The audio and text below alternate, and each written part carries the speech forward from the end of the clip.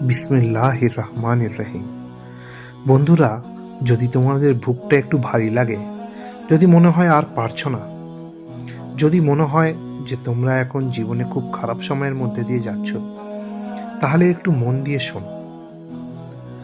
আমাদের প্রিয় নবীজি মুহাম্মদ সাল্লাল্লাহু আলাইহি ওয়াসাল্লামের জীবনেও এমন সময় এসেছিল যখন মানুষ তাকে প্রত্যাখ্যান করেছিল, তাকে একা করে দিয়েছিল। এছাড়াও তার মধ্যে ছিল আপনজন হারানোর কষ্ট। তার চারপাশটা তখন অন্ধকার মনে হয়েছিল, কিন্তু ঠিক সেই সময়ে আল্লাহ তাআলা নাজিল করেছিলেন কোরআনের এক আশ্বাস: তোমার প্রতিপালক তোমাকে ত্যাগ করেননি আর তোমাকে ভুলেও যাননি। সূরা আদ-দুহা। এই কথা যখন বলা হয়েছিল, তখন নবীজি অনেক কষ্টের মধ্যে ছিলেন।